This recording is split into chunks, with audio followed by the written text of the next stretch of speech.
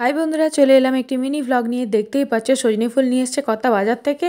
এত ডাঁটায় ভর্তি সজনে ফুলের ডাঁটা, তার সাথে আবার রয়েছে এত শাক। আমার হেল্প করতে গিয়ে কর্তা কি করেছে না, আমি বেছে রাখা সজনে ফুলের মধ্যে ও আরও ডাঁটা মিশিয়ে দিয়েছে। দেখতেই পাচ্ছ আমার মাথা ঘুরছে, রেগেও যাচ্ছি, বিরক্ত হচ্ছি। তো কিছু করার নেই, করে যখন দিয়েছে, কাজ যখন বেড়েই গেছে, তো আমাকে নিজে হাতে ওটা সামলে নিতে হবে। তো এক এক করে আমি আবার সজনে ফুল বাছা শুরু করেছি পুনরায় প্রথম থেকে। তো চলো ভিডিওটা এখান থেকেই শুরু করলাম। আশা করি তোমাদের ভালো লাগবে। নতুন বন্ধু হয়ে থাকলে চ্যানেলটিকে সাবস্ক্রাইব করে দিও।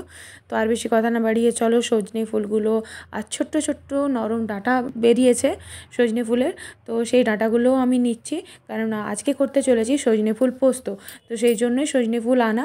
আর ওই কুড়িগুলোও কিন্তু ফেলবো না, কারণ সজনে ফুলের যা দাম, বিশ্বাস করো বন্ধুরা, আগুনের দামে সজনে ফুল বিক্রি হচ্ছে। তো ভালো করে বেছে পরিষ্কার করে জল দিয়ে ধুয়ে নিলাম। এবারে আলু কাটার পালা। তো এতগুলো আলু নিয়েছে, সব ছোট ছোট আলু, 2-4টে আলু আবার ফেলতেও হলো। তো যাই হোক চলো, আলু ছিলে নিয়েছি, এবারে এক এক করে কাটতে শুরু করি। পোস্ত হচ্ছে সবথেকে কুড়েমির রান্না আর সবথেকে সহজে হয়ে যায়। তো সেই জন্যই পোস্ত তৈরি করা। শুধু একটাই কারণে মানুষ পোস্ত এখন বেশি খেতে পারে না, কেননা পোস্তর যা দাম। আর পোস্তর সাথে যদি অন্য কিছু জিনিস মিশিয়ে পোস্তটাকে একটু বাড়ানোর চেষ্টা করা হয়, চার মগজ বা বাদাম, কাজু বাদাম, তো সেগুলোরও যা দাম, প্রচণ্ড দাম। চার মগজ তো 800 টাকা কেজি। বন্ধুরা তোমরা যেখান থেকে দেখছো ভিডিওটা, তোমরা অবশ্যই একটু কমেন্ট করে জানিও তো যে তোমাদের ওখানে কেমন কী দাম। তো যাই হোক, আমি চৌকো চৌকো করে আলুগুলোকে কেটে নেব, কেননা পোস্তর জন্য চৌকো আলু খেতে বেশি ভালো লাগে। আর এবারে ভালো করে জল দিয়ে পরিষ্কার করে ধুয়ে নেব, দিয়ে একটু জল ঝারিয়ে নেব। আর দেখতেই পাচ্ছ গ্যাস ধরিয়ে দিয়েছি, কড়াইয়ের মধ্যে সর্ষের তেল দিয়ে আর 2টো পেঁয়াজ কেটেছি, কেননা যে কোনো পোস্ততেই পেঁয়াজটা একটু বেশি দিলে না খেতে খুব ভালো লাগে। তো পেঁয়াজটা অল্প হালকা করে ভেজে নিয়ে চৌকো চৌকো করে কেটে রাখা যে আলুগুলো আমি জল ঝরাতে দিয়েছিলাম, সেগুলো এবারে দিয়ে দিলাম। আর অল্প একটু লবণ দিয়ে দিলাম, যাতে আলুটা তাড়াতাড়ি সেদ্ধ হয়ে যায়। তো তোমাদের সাথে কথা বলতে বলতে আমার আলু মোটামুটি সেদ্ধ হয়ে গেছে, এই যে দেখতেই পাচ্ছ। এবারে আলু হালকা করে ভাজা হয়ে যেতেই বেছে ধুয়ে রাখা সজনে ফুল ভালো করে জল ঝারিয়ে নিয়েছি, এবারে আমি কড়াইয়ের মধ্যে দিয়ে দেবো। আর অল্প একটু এর মধ্যে দিয়ে দেবো হলুদ গুঁড়ি, আর আমার পছন্দের সব রান্নাতে যা দিয়ে থাকি কাশ্মীরি লঙ্কার গুঁড়ি দিয়ে একটু ঢাকা দিয়ে দেবো। আর মশলাটাও পেস্ট করে নিই চলো। তো আমি এখানে কিন্তু 4 চামচ পোস্ত দেবো, 1 চামচ দেবো চার মগজ, আধটা টমেটো আর 4টে কাঁচা লঙ্কা। হ্যাঁ, ঝালটা অল্প একটু বেশি খাই আমরা, কেননা পোস্তর মধ্যে তো মিষ্টি থাকেই। তো সেই জন্য 4টে কাঁচা লঙ্কা আমি ভেঙে দিয়ে দিয়েছি।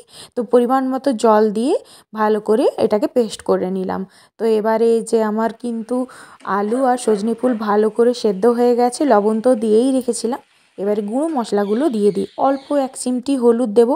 আমি এমনিতে পোস্ততে কখনো হলুদ দিই না, কিন্তু যেহেতু এটা সজনে ফুলের তরকারি করছি, ওই জন্য একটু হলুদ দিলাম। আর অল্প একটু কাশ্মীরি লঙ্কার গুঁড়ো, আর দিয়ে দিলাম পোস্ত বাটাটা। এবার ভালো করে মিক্স করে নেবো। ভাজা ভাজা হয়ে গেলে পরিমাণ মতো জল দেবো, একদম টালটালি জল দিয়ে দেবো না, কারণ এটা একদম বসা বসা খেতে হবে। তো চলো, আমার ভাজা হয়ে যেতে পরিমাণ মতো অল্প একটু জল দিয়ে একটু সেদ্ধ হতে দিলাম। আর একটু স্বাদের জন্য চিনি দিলাম। এই দেখো আমার কিন্তু ফুটতে শুরু করে দিয়েছে। নামানোর আগে অবশ্যই একটু মাস্টার্ড অয়েল দিয়ে তারপর নামাবেন। আমি কিন্তু অবশ্যই দিয়েছি। তো তার আগে একটু কাঁচা লঙ্কা দিয়ে, আমি বলছি না আমার বাড়িতে একটুখানি আমি পোস্ত খেলে একটু ঝাল ঝাল করে খাই। আর কাঁচা লঙ্কা কুচিয়ে কেন দিচ্ছি না, প্রতি খামলে যখন মুখে লাগবে না, খেতে খুব সুন্দর লাগে। কাঁচা লঙ্কা কুচানো দেওয়া হয়ে গেছে, আমি একটাই বড় দেখে দিলাম। এবারে ভালো করে মিক্স করে নিই। আমার কিন্তু রান্না একদম ডান।